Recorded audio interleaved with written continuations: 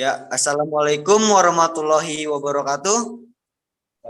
Kami dari kelompok Waalaikumsalam 7, warahmatullahi wabarakatuh. kelompok 7 ingin mempresentasikan materi tentang integrasi ilmu dalam hidup bermasyarakat dan kebudayaan. Nah, di sini saya ditemani oleh teman-teman saya, yaitu yang pertama ada Wahyu Ramadan, Reja Rikar Abdan Sakuro, dan Roro Julfa.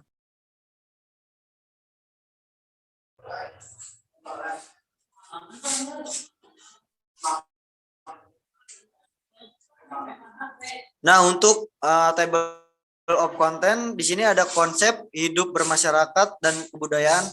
Lalu kedua ada fungsi kebudayaan bagi masyarakat. Yang ketiga ada teori perubahan sosial. Yang keempat ada strategi kebudayaan. Yang kelima ada tradisional dalam masyarakat. Lalu yang keenam ada piagam Madinah. Next.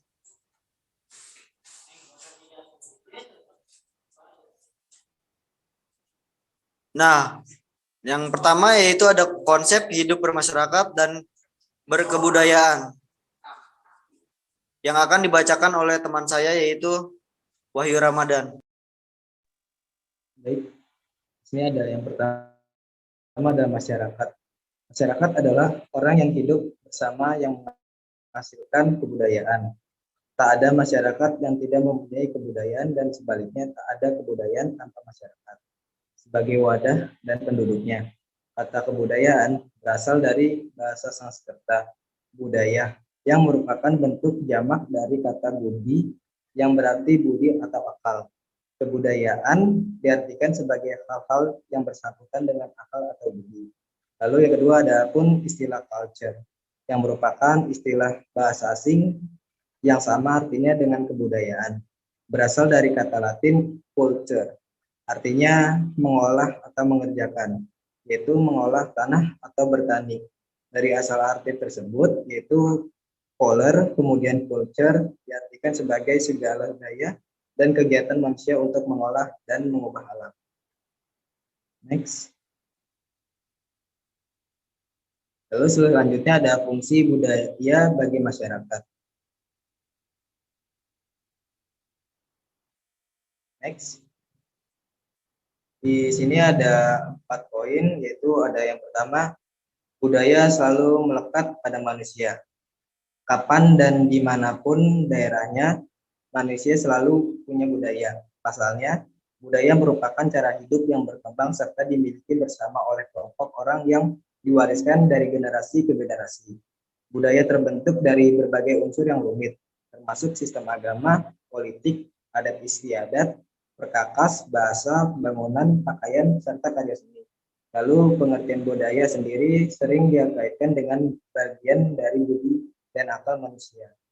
Budaya merupakan pola atau cara hidup yang terus berkembang oleh sekelompok orang dan diturunkan pada generasi berikutnya. Lalu budaya juga berpengaruh pada banyak aspek dalam kehidupan manusia. Seiring berjalannya waktu, budaya bersifat kompleks, abstrak, dan luas dalam peradaban manusia. Lalu fungsi budaya dalam kehidupan masyarakat yang pertama ialah sebagai identitas. Next. Selanjutnya akan dibacakan oleh teman saya, Rikar.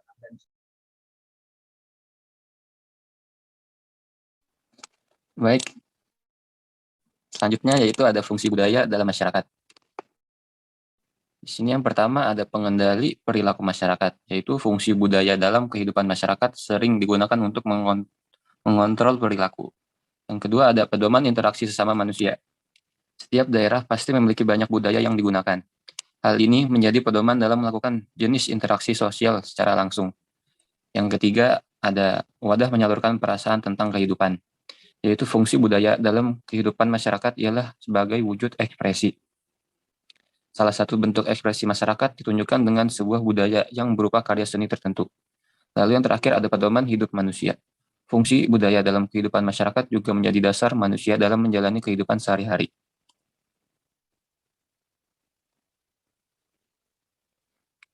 Oke, selanjutnya di sini ada teori perubahan sosial.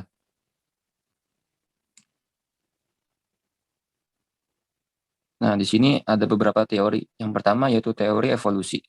Dalam teori perubahan sosial evolusi dapat dilihat dari terjadinya transformasi dari masyarakat.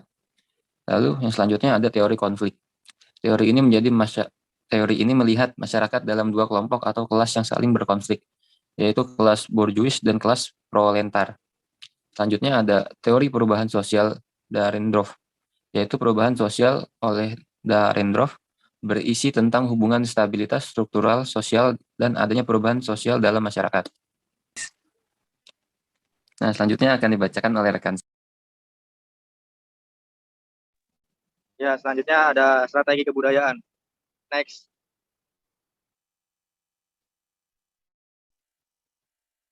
Kekayaan dan keanekaragaman sejarah kebudayaan manusia sangat sulit untuk digambarkan secara lengkap. Tapi menurut Van Versen, sejarah kebudayaan umat manusia ini dapat dipilah menjadi 3 tahap, yaitu 1 tahap mitis, yaitu sikap manusia yang merasakan dirinya terkepung oleh kekuatan-kekuatan gaib di sekitarnya, yaitu kekuasaan dewa-dewa alam raya atau kekuasaan kesuburan, seperti dipentaskan dalam mitologi-mitologi yang dinamakan bangsa-bangsa primitif. 2 tahap ontologis, yaitu sikap manusia yang tidak lagi hidup dalam kepungan kekuasaan-kekuatan mitis, melainkan secara bebas ingin meneliti segala hal. Manusia mengambil jarak terhadap segala sesuatu yang dulu, memulai menyusun suatu ajaran atau teori mengenai dasar akhir segala sesuatu atau ontologi, dan mengenai segala sesuatu menurut perincian ilmu-ilmu. Seorang bisa melihat bahwa ontologi itu berkembang dalam lingkungan kebudayaan kuno yang sangat dipengaruhi oleh filsafat dan ilmu pengetahuan. Yang terakhir ada tahap fungsional, yaitu sikap dan alam pikiran yang tidak begitu terpesona lagi oleh lingkungannya, atau sikap mitis. Ia tidak lagi dalam kepala dingin mengadakan relasi-relasi baru, suatu kebertautan yang baru terhadap segala sesuatu yang dalam lingkungannya. Beberapa aspek ciri tahapan fungsional dalam digambarkan oleh Van Versen adalah orang mencari hubungan-hubungan antara semua bidang arti sebuah kata atau sebuah perbuatan maupun barang dipandang menurut peran atau fungsi yang dimainkan dalam keseluruhan yang saling bertautan. Next. Selanjutnya ada transaksi dalam masyarakat.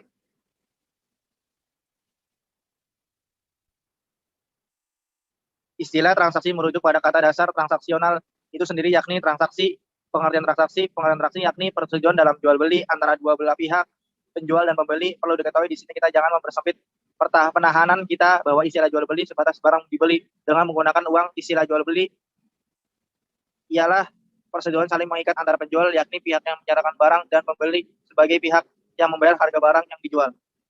Next. Untuk slide selanjutnya akan dibacakan oleh Saudara Roro. Kepalanya dipersilakan.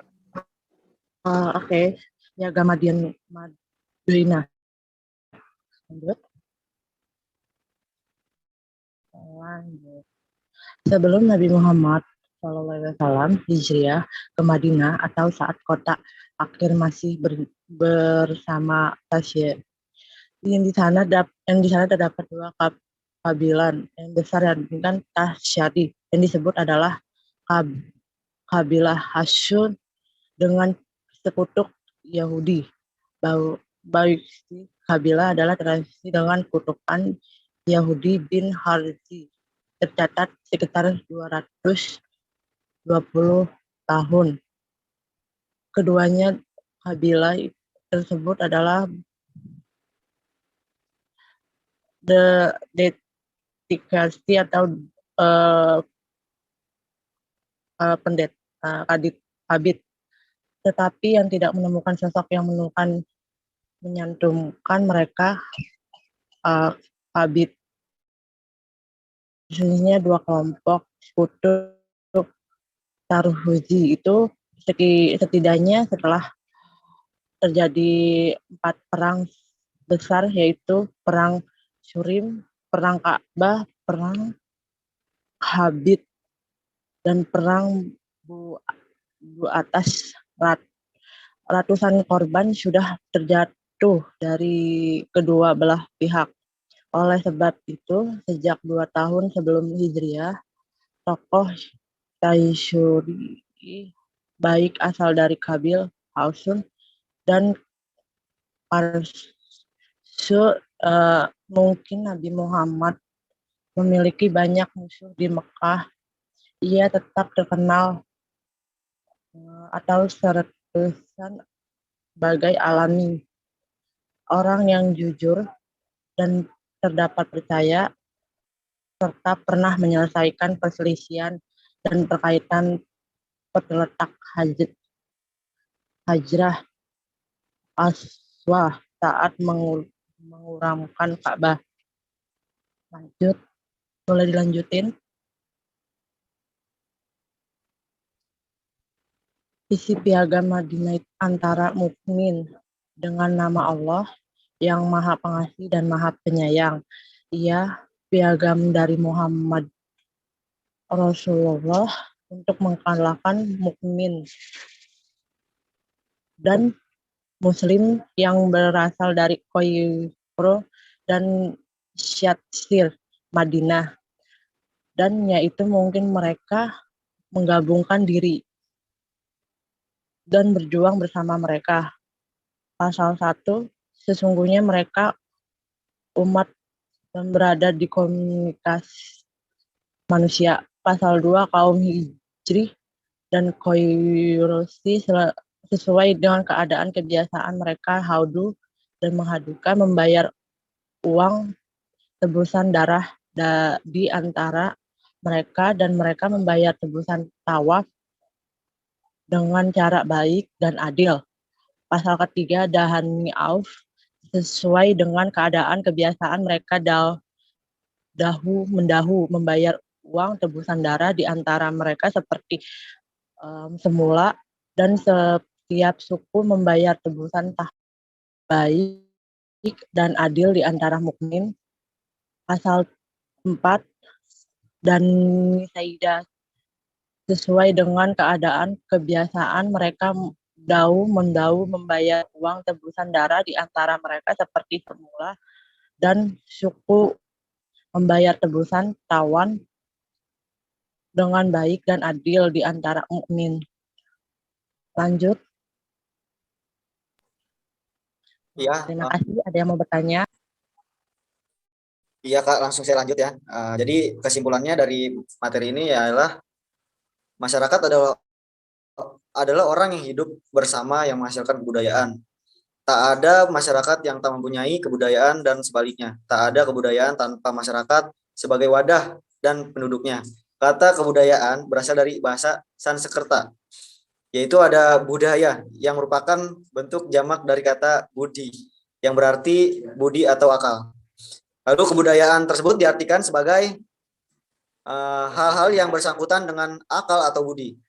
Adapun istilah kultur yang merupakan istilah bahasa asing, yang sama artinya dengan kebudayaan atau berasal dari kata Latin yaitu colere, artinya mengolah atau mengerjakan, yaitu mengolah tanah atau bertani dari asal arti tersebut, yaitu colere. Kemudian kultur diartikan sebagai segala daya dan kegiatan manusia untuk mengolah dan mengubah alam. Terima kasih untuk materi hari ini dan kelompok saya juga presentasikan. Mohon maaf bila ada kekurangan. Wabillahi taufiq wal hidayah. Wassalamualaikum warahmatullahi wabarakatuh. Waalaikumsalam. Waalaikumsalam warahmatullahi wabarakatuh.